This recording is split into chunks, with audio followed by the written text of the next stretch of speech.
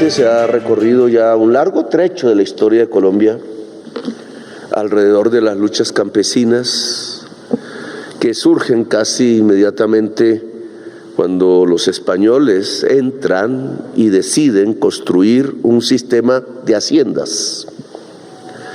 Creemos que la hacienda es Colombia. Muchos políticos, incluso que se han sentado en este mismo recinto, siendo su mayoría, han tenido como su base política y su accionar económico y social la hacienda. Pero la hacienda no es un invento colombiano. La hacienda, es decir, la gran extensión de tierra en manos de una persona, que no solo se ve en Colombia, sino en México, en Brasil, en buena parte de América Latina, trajo ese tipo de institución, fue de Europa, en una época específica para Portugal, para España, que fue el feudalismo. Bienvenidos amigos a este video.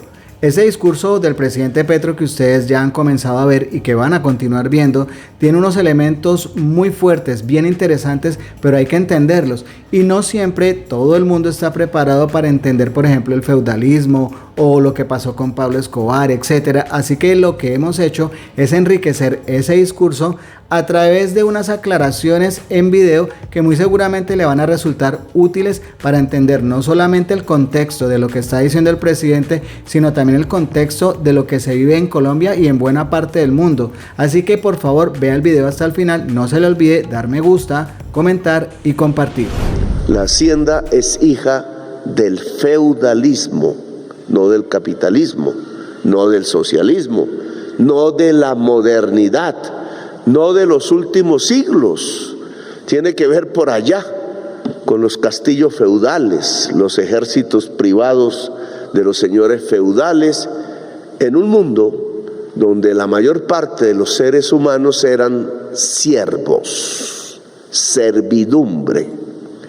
Por eso se le decía al dueño de esa tierra por designio divino, que no era más sino el designio de un rey, de un ser humano que se ponía una corona en la cabeza, se le decía el señor. Por tanto, el centro de la actividad es el señorío o feudo, que da nombre a todo el sistema, feudalismo. Eran grandes territorios pertenecientes al rey o concedidos por este a la nobleza y al clero a cambio de sus servicios.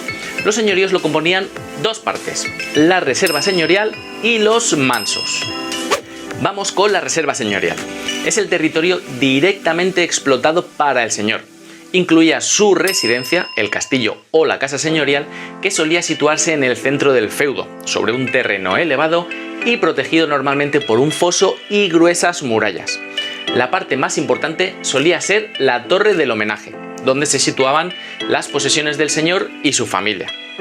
Dentro de la reserva señorial encontramos también las mejores tierras, para eso son las tierras del señor, que eran cultivadas por siervos o campesinos libres. Encontramos también prados con pastos para el ganado, bosques donde cazar y obtener leña y ríos donde pescar y aprovisionarse de agua. Vamos, que se quedaba lo mejor para vivir lo mejor posible. La otra parte del feudo son los mansos, que eran pequeñas parcelas arrendadas por el señor a los campesinos. A cambio, estos debían entregarle una parte de su cosecha y trabajar en la reserva señorial algunos días al año.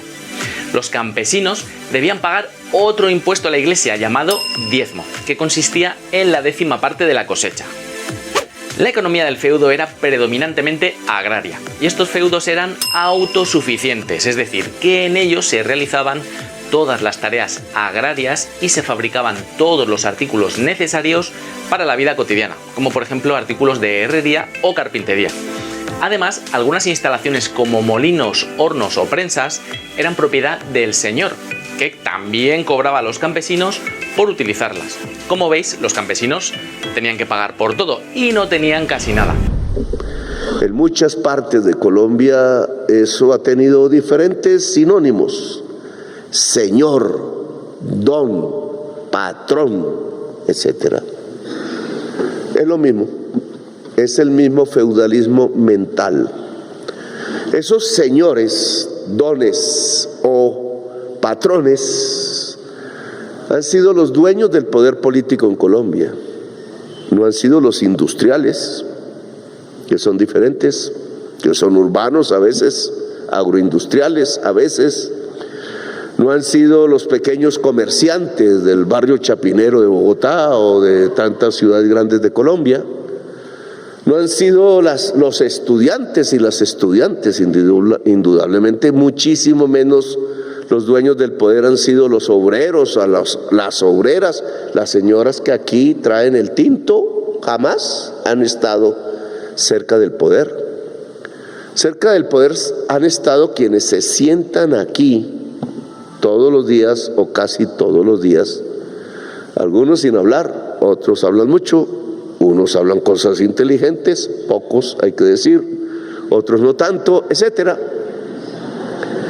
Pero esos dones y señores que hicieron las leyes de Colombia tenían en su cabeza, casi desde el principio del origen del Parlamento, que los seres humanos en su mayoría en Colombia eran o esclavos o siervos. El Parlamento de Colombia nació en medio del esclavismo, no nació como una institución democrática en donde todas y todos, por el simple hecho de ser seres humanos, podían votar y representarse aquí por alguna persona X o Y de algún grupo político que consideraban su representante. No, aquí solo llegaban, así decían las normas, los dueños de los esclavos, los patrones de los siervos. Aquí solo llegaban los señores, no las mujeres, los señores.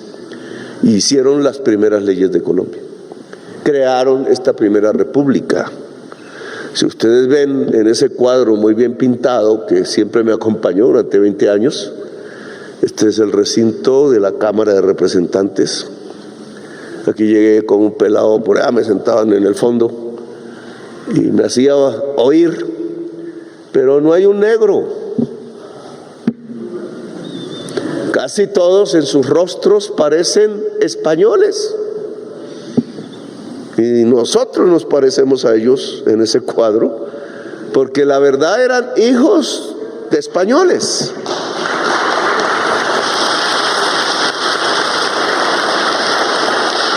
Eran señores. Bolívar era el que tenía la piel un poco oscura. Decían que se atravesó un negro por ahí, una negra Tomasa, y le enseñó a bailar bien como bailan, y por eso no lo querían. ¿Cómo le decían? Longaliza, váyase de Santa Fe de Bogotá, casi lo matan aquí cerca. Una mujer lo salvó, y el río San Francisco, que está oculto bajo losas de concreto y de cemento por allá debajo de la tierra, y por ahí se fue hasta el río Bogotá y se escapó. Y no se escapó de a muchas, porque después se fue, no quiso ser dictador, no quiso imponerse sobre esas figuras blancas. Quizás no confió mucho en su ejército, porque el ejército está atrás, no se ve. Pero ese ejército no tenía la piel blanca. Ese ejército no era de hijos de españoles. Ese ejército libertador estaba compuesto de gente del campo, de campesinos, de llaneros, les decimos ahora, de gente que recogieron por Boyacá, que tenía una parcelita por allí o que le estaba sirviendo a algún señor de la hacienda, pero en algún momento determinado se paró, miró el ejército que pasaba a sus ojos, a Bolívar con la bandera libertaria quizás, y dijo: ¿me quedo con el don o me quedo con el libertador? ¿Me quedo con el patrón o me voy a caballo con el libertador, o a pie o con zapato o sin zapato detrás de una bandera y no de un mendrujo de comida que me dan en la posilga donde duermo aquí en esta hacienda? Y se fueron con el libertador. se fueron a liberarse, se fueron a romper las cadenas, se fueron detrás de un sueño que en realidad no se cumplió, porque Bolívar terminó muerto por allá en Santa Marta y porque quienes siguieron eran los dones, los señores, los patrones. Y entonces conservaron para siempre, creyeron ellos, la hacienda, el feudalismo en Colombia. La mentalidad que le permite a un ser humano, la mayoría se sentaban en estos sillones del Congreso de Colombia como dueños de la gente, propietarios. Dijeron en 1851, no exactamente aquí, pero sí en el Parlamento de Colombia, que cómo iban a liberar a los esclavos, decían los blancos antioqueños que ya habitaban en Medellín y en Santa Fe de Antioquia, decían los payaneses que ya estaban en la Ciudad Blanca, junto al mercado de negros que está debajo de un puente en Popayán, decían los cartageneros blancos que no habitaban en Boca Grande, sino entre las murallas hechas por la esclavitud, por los esclavos negros que llevaban a un sitio que los españoles llamaron la Santa Inquisición, llena de máquinas de tortura, de agujas para atravesar el cuerpo, de clavos calientes, y que ahora nosotros en este gobierno del cambio llamamos no la Santa Inquisición, sino el Palacio de Bencos Biojó, el primer libertador de América.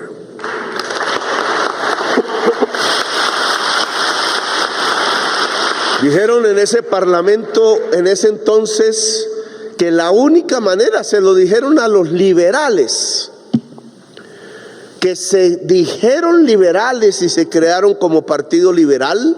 Ahí empezó el Partido Liberal, porque exigían la libertad de los esclavos, tal cual Bolívar se había comprometido ante el general Petión en Haití, en la primera revolución que hubo de los negros en el mundo, y una de las primeras en América, levantando la bandera de la igualdad, la fraternidad. Esa bandera ondeó ahí, aquí o en un lugar cercano de aquí, y los liberales la levantaron, hay que decirlo, es parte de nuestra historia. Pero entonces una parte de esos liberales comerciantes y conservadores dijeron: pero si es propiedad privada. Me parece oír aquí a Catherine diciendo lo mismo en este recinto. ¿O no, Francia?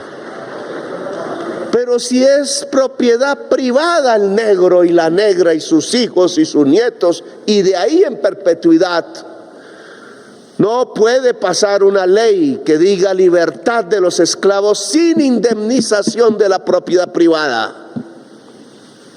Yo veo ahí a la señora de la revista, que ahora es candidata, dice lo mismo. Yo veo ahí la dueña de los hacendados azucareros, cabales les llaman, dice lo mismo. Yo veo ahí a la nieta del payanés en la ciudad, que tenía el mercado de esclavos y que decidió que había que bombardear campesinos e inició la guerra que aún no podemos acabar. Estuvo orientado hacia la total pacificación del país. La institución no ahorró esfuerzos para lograr llevar la tranquilidad y la paz a todos los hogares colombianos de la ciudad y del campo. Es así como la institución armada presenta un balance favorable en el cumplimiento de esta misión, que se resume en las siguientes actividades. Algunas áreas apartadas del país, en las cuales los violentos habían establecido su dominio sin sujeción a ninguna clase de autoridad, y que la opinión pública ha llamado repúblicas independientes, fueron ocupadas por tropas del ejército en estrecha colaboración con miembros de las otras fuerzas, restableciendo el principio de autoridad, desalojando, capturando, dando de baja a los alzados en armas y rescatando para la soberanía de la nación las regiones del Pato, Guayavero, Marquetalia, Río Chiquito y el suroeste del Tolima. Se logró la eliminación de 20 cuadrillas de bandoleros de las 29 existentes al comienzo del año, con un total de 545 antisociales dados de baja y 513 capturados.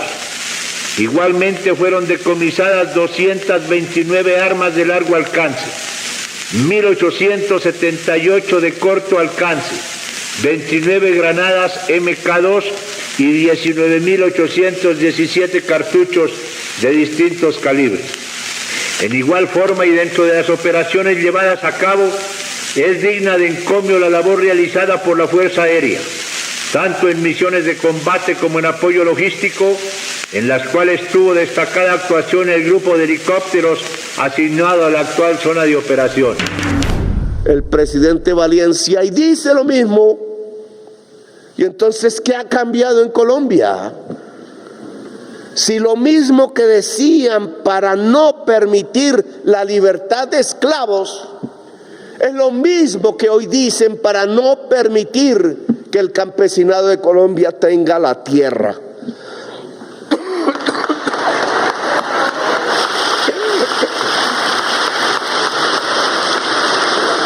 En aquel entonces levantaron ejércitos de las regiones, que yo llamaría ejércitos privados. Yo le llamaría eso paramilitarismo, pero tenían nombres diferentes. El ejército de los esclavistas antioqueños, que sacaban el oro. El ejército de los esclavistas del Cauca, que no es como el departamento del Cauca hoy, que tenía la zona cafetera y el Valle y el Cauca y Nariño y otras tierras. Y llegaron y rodearon esta ciudad para derogar la ley, para reivindicar que el estado natural de los seres humanos era mantenerse bajo la esclavitud, bajo el cepo, con las cadenas. Negros y negras escapaban a fundar pueblos en los ríos, cerca, en las selvas. Fundaron los palenques, hicieron parte del territorio que hoy llamamos Colombia, en el Pacífico, en el Caribe, en muchos lugares de este país, porque no se creían del discurso de que era natural y divino. Lamentable el papel de algunos clérigos de la Iglesia Católica que bendecían eso. Otros se rebelaron. A otros todavía les ponemos velas porque cuidaban del esclavo, del indígena, hasta que al final el representante de uno de ellos, quizás el mejor en tiempos modernos en el siglo XX, se quitó la sotana y se fue a las montañas a luchar por la libertad y la tierra de los campesinos. Y murió en combate.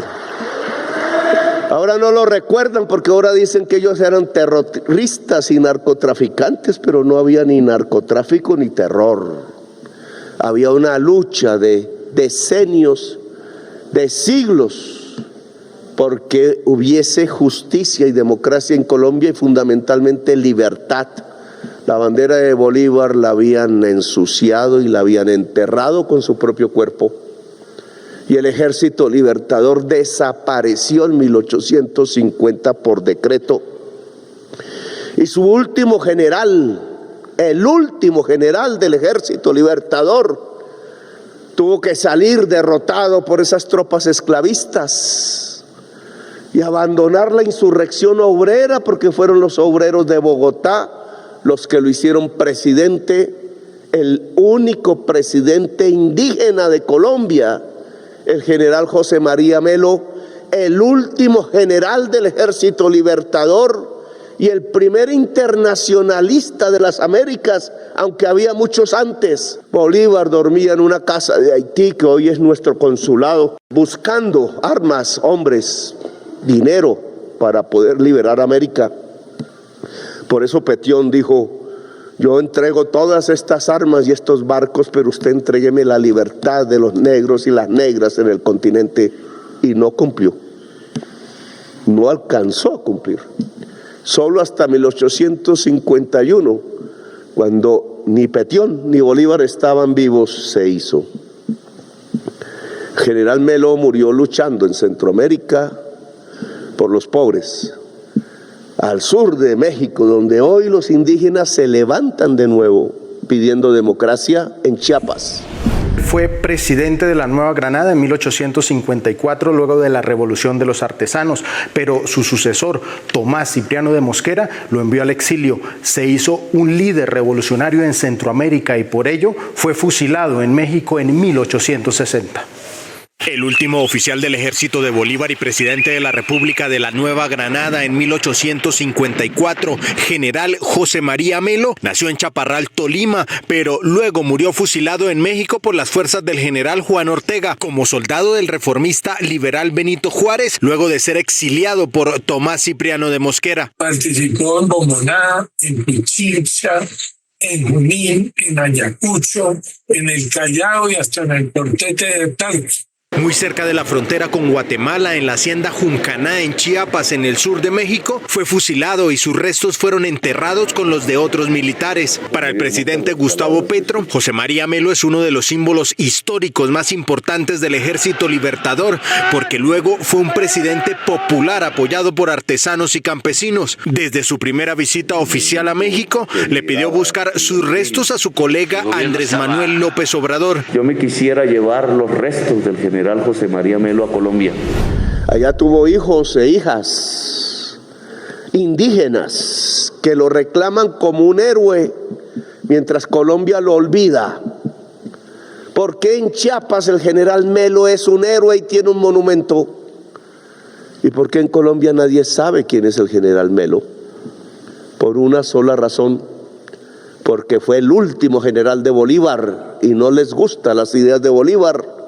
Porque era indígena y no les gusta la piel del indígena, y porque fue el presidente único de los indígenas y de los obreros que ascendió por una insurrección popular en esta ciudad que se llamaba Santa Fe de Bogotá. Lo han olvidado en la historia. El Ejército Libertador no siguió hasta que fue recreado por un ejército nacional en un pacto entre el general Rafael Uribe Uribe y Rafael Núñez, después de la Guerra de los 1000 días, donde combatían ejércitos de colombianos con ejércitos de colombianos, hasta que tuvimos la estupidez de perder la República de Panamá. Y este presidente no ha podido ir a un sitio que se llama Bocas del Toro, donde jamaiquinos, nicaragüenses, hondureños, cubanos que venían del ejército de Maceo y de Martí, y colombianos que venían del ejército de Rafael Uribe Uribe, y mexicanos insurrectos en lo que hoy son los Estados Unidos, cuando se apropiaban las tierras en la primera internacional democrática de Colombia, en Panamá. Aún a este presidente no le dejan ir porque les da miedo que un presidente del cambio de Colombia llegue de nuevo a Panamá a abrazar a sus paisanos enterrados y a sacarlos de las tumbas para que este pueblo sepa quiénes eran sus verdaderos héroes. Sus libertadores, los que hablaron de democracia, los que hablaron de reforma agraria. Nunca más esas voces sonaron aquí. Solo Jorge Eliezer Gaitán, y ya saben qué pasó. Y después un descendiente de la Revolución en Marcha, de López Pumarejo, que hizo la ley de tierras, que incluso en 1936 unos conservadores parlamentarios dijeron que querían que fuera más radical. Gaitán les dijo a los liberales: ¿y cómo es posible que los conservadores quieran más tierra para los campesinos que los liberales? Pero lo que siguió fue la sangre, la guerra. El 9 de abril del 48 y el primer genocidio político en el continente americano, en Colombia, el genocidio del pueblo campesino gaitanista. Y les echaron los paramilitares que hoy llamamos, pero que en ese entonces eran los chulavitas, y ensangrentaron a Colombia con 300,000 muertos. Y solo mucho tiempo después alguien volvió a hablar de reforma agraria, pero la hizo débil y nunca más se pronunció la palabra. Hoy estamos aquí ante esa historia.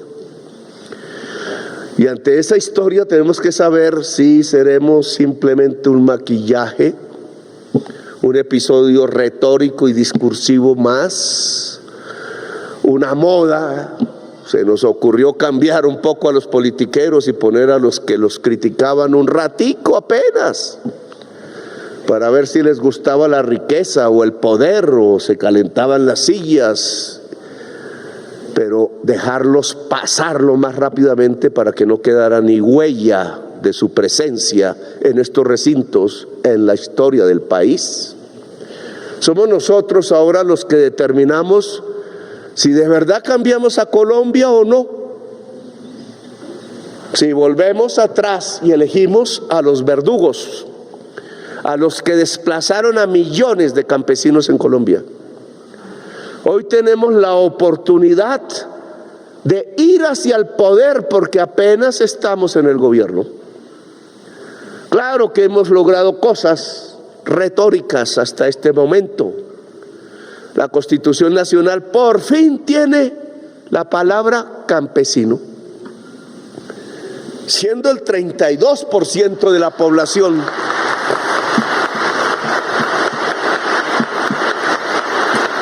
Siendo el 32% de la población colombiana campesina, diferente a los indígenas, claro, diferente a las comunidades afro. Esas fronteras son difíciles de establecer en muchas regiones.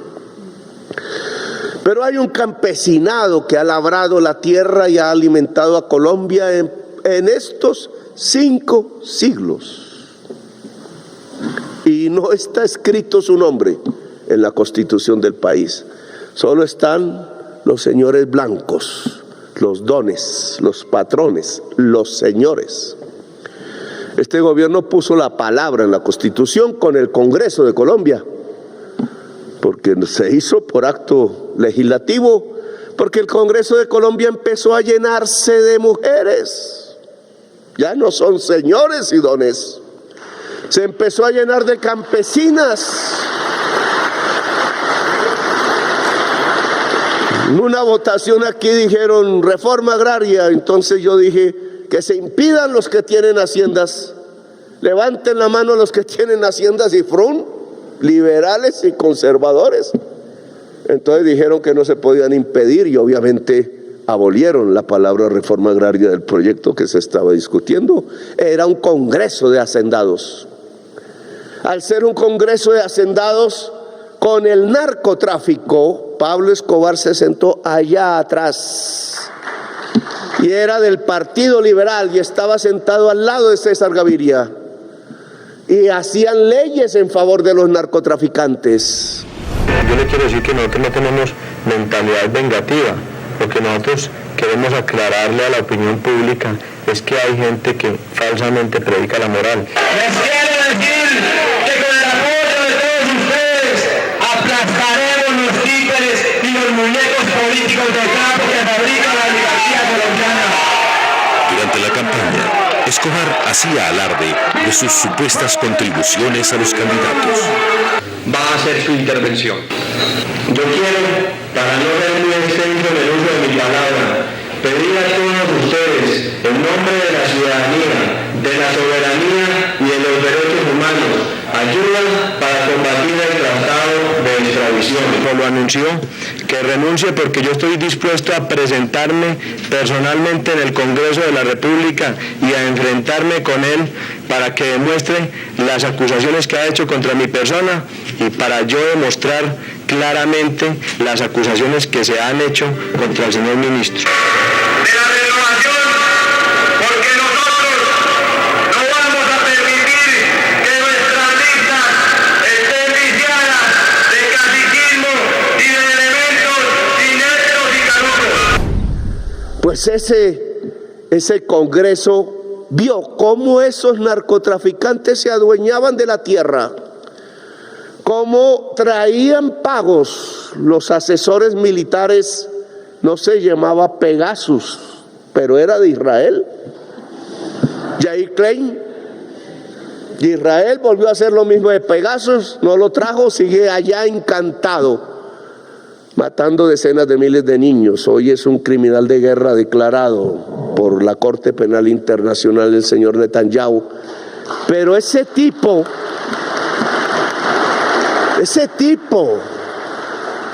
de criminales de guerra que enseñan cómo matar decenas de miles de niños con apoyo del poder mundial, es de la misma clase de los que vinieron a Colombia. El señor Eitan, se me olvidó el nombre, que fue famoso porque logró capturar un nazi en Argentina, el señor Eichmann, pero después cambió sus ideas. Todos nosotros hubiéramos ayudado al señor Eitan a capturar a Eichmann, a que fuera juzgado en el tribunal de Nuremberg por sus crímenes contra la humanidad en la época de los nazis, pero vino aquí a proponerle a Belisario Betancur que él era capaz de acabar con la Unión Patriótica, que no eran sino miles de militantes de izquierda desarmada. Y como Eitan vino Jair Klein y dijo lo mismo, y se les ocurrió la magnífica idea a los oligarcas de este país que se podían aliar con el narcotráfico para que hicieran el trabajo sucio y ellos no se mancharan sus chaquetas de sangre, con la sangre campesina y de los militantes de izquierda, con los niños y las niñas que cayeron en campamento, con los 500 asesinados en Yarumal. El gran hacendado del entorno, criador de toros de Lidia y hermanos de un expresidente, hoy ha sido declarado inocente. Tras la absolución de Santiago Uribe Vélez, investigado por su presunta responsabilidad en la conformación de grupos paramilitares, el gobierno nacional manifestó que es respetuoso de la decisión, mientras que juristas que representan a las víctimas anunciaron que apelarán la decisión. Así las cosas, en lo que tiene que ver con este cargo de homicidio agravado, el despacho no tiene alternativa sino la de absorber al procesado Santiago Uribe Vélez, pues la confusión de la Fiscalía frente a la forma de intervención en los hechos y la aprobación en el proceso no guardan ningún tipo de relación. La ministra de Justicia, Ángela María Buitrago, también se pronunció. Aseguró que es respetuosa de la decisión de los jueces. Habría que conocerla para ver los argumentos del juez, pero lógicamente las partes, aquí siempre tenemos que pensar que en un proceso penal está la defensa, está la fiscalía como partes, pero también están presentes las víctimas. Habrá que mirar el desarrollo de este proceso en particular. Hace una semana la Jurisdicción Especial para la Paz escuchó en audiencia a un grupo de comparecientes que ubicaron a Santiago Uribe Vélez como comandante del grupo paramilitar Los 12 Apóstoles. Miren qué pasaría con cualquiera de sus hijos si se roba un pan. Con mi hijo, con mi propio hijo. Nuestros hijos no son tratados como ellos. Nuestros familiares no son tratados como ellos. Son los familiares de la chusma, de los rebeldes. Los familiares no tienen derecho a matar, y claro que no tenemos derecho a matar, pero ellos sí tienen derecho a matar y un juez los declara inocentes. Siempre un juez los declara inocentes, porque el juez se asusta ante el terror y ante el dinero y ante el poder, y sabe que el poder no está aquí, sabe que el poder no está en el Palacio de Nariño, sabe que el poder está en el que tiene las armas para matar a su semejante, y que ese poder está subyugado por los narcotraficantes de este país y por los que aún consideran que pueden tratar al pueblo colombiano como esclavos, como siervos.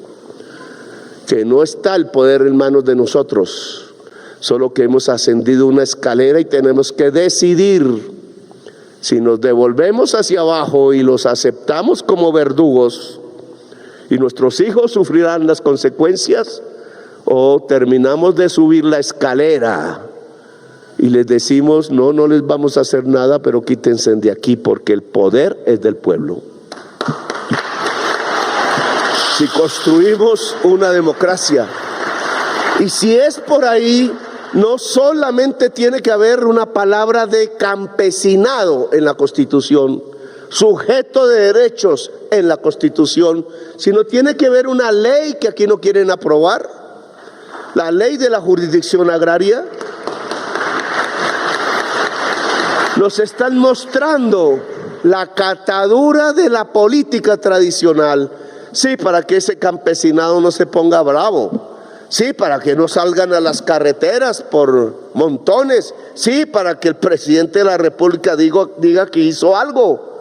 Sí, para que esos izquierdistas digan que por fin está la palabra campesino en la Constitución, pero no sirve para nada, porque no se puede aplicar, porque para aplicar que el campesinado sea sujeto de derechos, tiene que haber tierra, tiene que haber dineros presupuestales, tiene que haber leyes en favor del campesinado, tiene que haber territorio dominado por el campesinado de Colombia, y no en los páramos, no en las tierras infértiles, sino en las tierras más fértiles de este país. Tiene que haber una reforma agraria. Tiene que haber agroindustrialización cooperativa en manos de los productores directos de la papa, de la cebada, de la yuca, del maíz. Tiene que volver a haber maíz en Colombia y no maíz importado en semillas transgénicas y usando carbón y petróleo a la lata para que genera la mayor productividad. Tiene que haber parlamento campesino. Tiene que haber capacidad de decisión campesina en la historia de Colombia, tal cual ese campesino boyacense que vio pasar a Bolívar y su ejército desarrapado y dijo: o me quedo con el patrón y su comida, o me voy bajo la bandera de la libertad y el libertador y su ejército popular, mis compañeros campesinos, y tomó la decisión. Pues estamos a puertas de una decisión. Este país no nos va a dejar pasar tranquilos, ni unos ni otros, ni los que quieren más cambios, ni los que quieren detener el cambio. Este país se divide en dos corrientes. No se llama ya Partido Liberal, aunque nosotros hemos recogido sus ideas. No se llama Partido Conservador, aunque nosotros hemos tomado lo que ellos defendían antaño como doctrina social de la Iglesia Católica y libertamos y respetamos la libertad de cultos. Y de la historia insurgente de Colombia, la insurgencia campesina que nació como Zapata.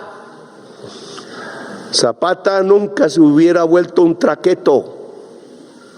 Zapata sabía que su lucha era por la tierra para el campesinado y murió en su ley, asesinado, no como Pablo Escobar, sino como el gran dirigente campesino de las Américas.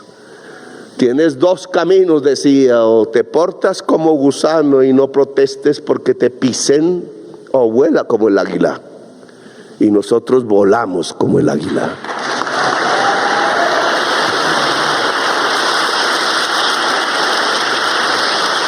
Así que tenemos que decidir. No habrá leyes favorables aquí, a pesar que en este Congreso ya no hay señores y dones, sino indígenas y campesinos y obreros, y gente que ha estudiado, y gente que ha luchado durante toda su vida, al lado de otros y otras. Algunos se les acercan, otros dicen va de Satanás, y no saben que ellos mismos son Satanás. No he podido descubrirlo, pero no pasarán las reformas si no hay campesinado en las calles, si no hay movilización, si no hay organización. Yo sé, no lo conozco bien, que hay innumerables organizaciones campesinas con disputas entre sí. Yo sé que hay una disputa étnica alarmándose, sobre todo en las tierras del Cauca, que no puede ser. Un gran dirigente como Mao decía: son contradicciones en el seno del pueblo y no son las fundamentales, porque hay que saber quién es el verdadero rival social, que no nos permite la prosperidad ni la libertad, y no es el negro, ni es el indígena, ni es el campesino, ni es el obrero, ni es el joven, ni es la mujer. Es los dones, los señores que se creen herederos divinos por designio divino de la tierra y de la gente, porque aún creen que son dueños de esclavos y de siervos, y eso hace mucho tiempo pasó en Colombia. Somos hombres y mujeres libres, Y tenemos que volver esa libertad institucional. Así que les propondría, porque me he alargado y nos esperan precisamente en una tarea de dignificación campesina muy importante. Nos esperan para cerrar una brecha de inequidad, de injusticia. Y por eso me permito invitarlos a que se organice, porque van a querer sacarnos de este gobierno rápido. No porque me quiera reelegir, como dijo la señora por aquí, la que siempre dice mentiras. La reina de la mentira, hay reyes y reinas de la mentira. No porque me quiera reelegir, sino que porque no quieren que sigan las reformas, se vuelvan realidad y se profundicen. No quieren que Colombia sea democrática, sino que siga siendo su hacienda para heredarla a sus hijos y a sus nietos y a sus bisnietos a perpetuidad, y no permitirle a nadie de Colombia que no sean ellos que pueda disfrutar de este paraíso. Pues nosotros sí queremos seguir, pero yo no como presidente, sino el pueblo en el poder. Y para eso ellos van a intentar decir que aquí no entremos más. Van a intentar decir allá en ese otro palacio horrible que hicieron, parece de reyes y aristócratas, y ninguno de ellos tiene sangre azul. Son también hijos de negro y de indígena, sino que no lo quieren reconocer. Eso nos quieren sacar del otro palacio también, y de todos los palacios del poder. Pero es que el gran palacio del pueblo no es una construcción fría de ladrillo, sino que es la calle caliente. Es el gran torrente popular. Es la multitud nuestro palacio. No lo podemos abandonar, porque si no dejamos a los dones, a los señores, hacer la ley, y ellos la harán para ellos, no para ustedes, no para nosotros. Gracias, muy amables, por habernos escuchado. Gracias por hacer parte de la comunidad Magenta Radio. Si te gustó el video, por favor compártelo, comenta y por supuesto darle like. Nos vemos en el siguiente video.